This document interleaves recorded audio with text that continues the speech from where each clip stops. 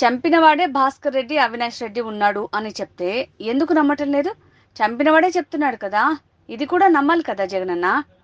ఒకప్పుడు మీరు సిబిఐ విచారణ అడిగారు, తర్వాత వద్దు అన్నారు. ఎందుకు? మీ పాత్ర బయటకు వస్తుందని వద్దన్నారా? నిందితుడిని పక్కన పెట్టుకుని ఓటెలా అడుగుతున్నారు? చిన్నాన్నని చంపిన వారిని ఎందుకు పక్కన పెట్టుకున్నావు? ఎవరు రాజకీయ లాభం చూసుకుంటున్నారు అనేది ప్రజలు గమనించాలి అని వైఎస్ సునీతారెడ్డి అన్నారు. నేను నా అంతఃకరణ శుద్ధితో చెప్తున్నాను, నేను చెప్పేదంతా నిజం. ఆయన అట్లా చెప్పగలుగుతాడా? అది చెప్పినా నమ్మే పరిస్థితి మనకి. ఆయన ఒక మాట అన్నాడు, దేవునికి తెలుసు, ఈ జిల్లా ప్రజలకందరికీ తెలుసు వివేకం చిన్నానని ఎవరు చంపారు అని. కరెక్ట్గా చెప్పారు. దేవునికి తెలుసు, ప్రజలకందరికీ తెలుసు, మీకు కూడా తెలుసు. అందుకేనా చేయించిన వాళ్ళని అంతగా ప్రొటెక్ట్ చేస్తున్నారు.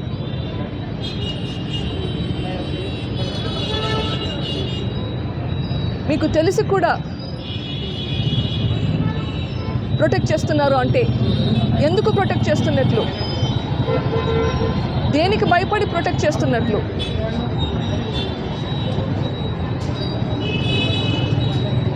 అని నేను అడుగుతున్నాను.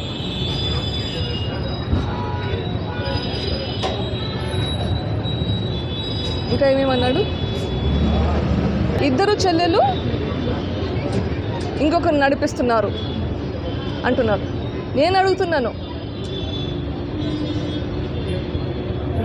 ఇంకో మాట కూడా అన్నాడు, చంపినోడే చంపినాను అని చెప్తున్నాడు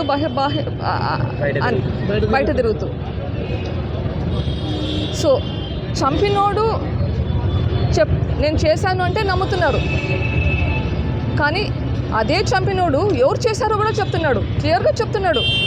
దీని వెనకాల వైఎస్ భాస్కర్ రెడ్డి ఉన్నాడు, వైఎస్ అవినాష్ రెడ్డి ఉన్నాడు, వాళ్ళ వెనకాల వైఎస్ జగన్ రెడ్డి, భారతి రెడ్డి వాళ్ళని ప్రొటెక్ట్ చేస్తూ ఈయన థ్రెటన్ చేస్తూ ఉన్నాడు అని కూడా చెప్తున్నాడు. మరి ఒకటి నమ్ముతున్నారు, ఇంకొకటి నమ్మడం లేదా? నమ్మితే రెండు నమ్మాలి కదా. మరి వీళ్ళని ప్రొటెక్ట్ చేసేది ఎవరు? మీరు కాదా?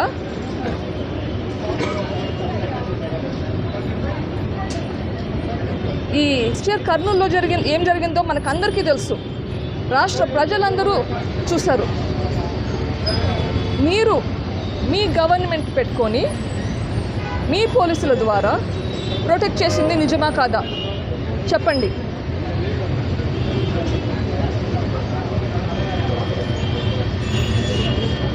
ఈ హంతకుడైతే ఎవరున్నారో వాళ్ళు ఆయన చెప్పాడు చేయించింది ఎవరని. అదే విషయం సిబిఐ కూడా ఇన్వెస్టిగేట్ చేసింది, ప్రూవ్ కూడా చేసింది. సిబిఐ కూడా అదే చెప్తుంది. ఒకప్పుడు మీరు సిబిఐ ఎంక్వైరీ అడిగారు, తర్వాత మీరే వద్దన్నారు. మీరు అప్పుడు ఎందుకు వద్దన్నారు? మీ పేరు బయటకు వస్తుందని వద్దన్నారా?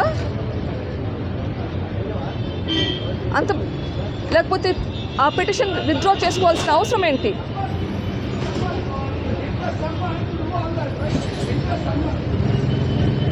అది ఇంకా సిగ్గుచేటు ఏంటంటే,